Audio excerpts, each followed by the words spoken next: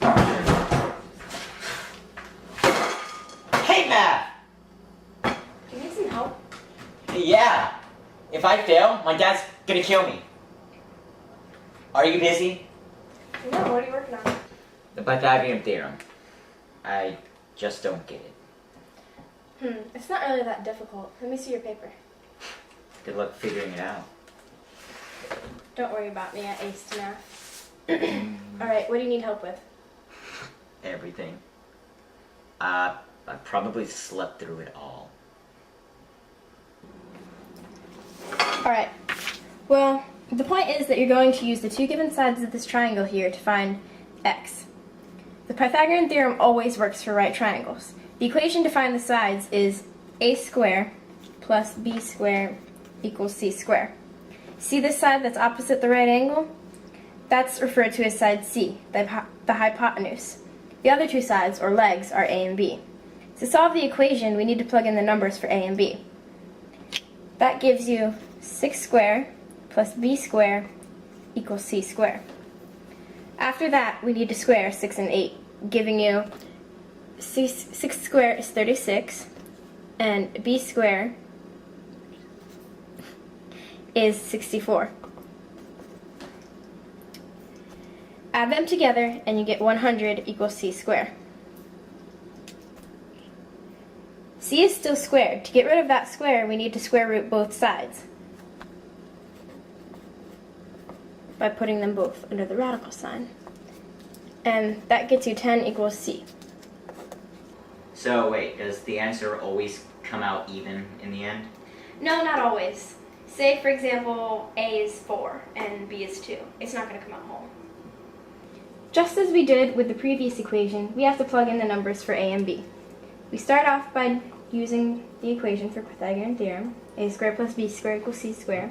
Then we plug in our numbers, 4 squared plus 2 squared equals c squared. After squaring both of the numbers, we get 16 plus 4 equals c squared. Then we add these two together, 2 equals c squared. And to find c, we square root both sides. And now the answer is going to come out to be an irrational number, somewhere like 4.47213 and so on. So is that the final answer?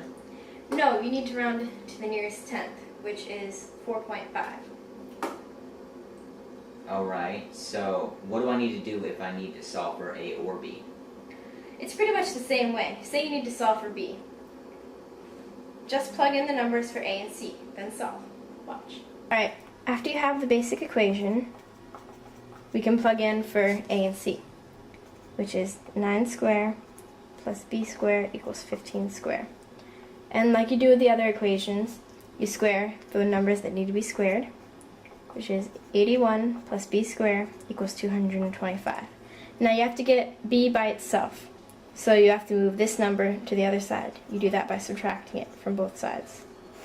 Over here it cancels out, and you get b squared equals 144. Now you square root both sides, which gets you b equals 12. Is that all? No, now we're going to do one that involves fractions. Just as before, plug in for a and b, which gets you 1/3 squared plus 3/4 squared equals c squared. Now I solve these two. I square them, which will get me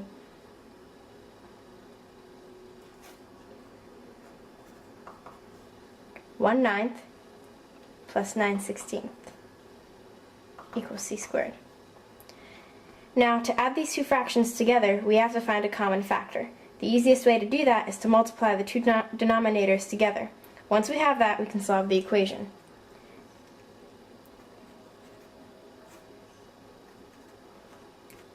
Do 16 over 16 times this one, plus 9 over 16 times 9 over 9, c squared. That'll get me 16 over 144 plus 81 over 144. Now I can add them together. 16 plus 81 is 97 equals c squared. Now c is squared, so to find c, we have to square root both sides. The square root of 97 over 144, well, you can't square root 97, so we leave that in the radical and put it over 12 because the square root of 144 is 12, and that's equal to c. Now you can simplify this further and make it a decimal, but it's a lot easier if you just leave it the way it is. So do you get it now? Yeah, I think I do. You're actually going to do your work, right? No, probably not. Then why did I just teach you that?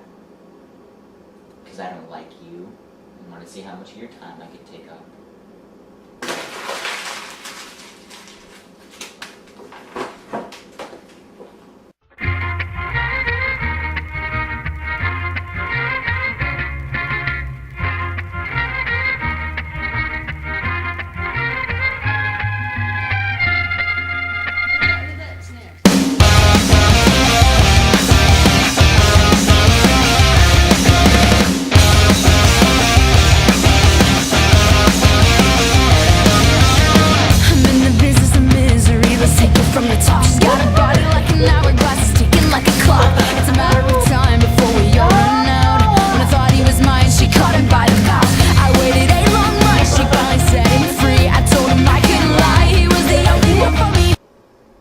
Is that all?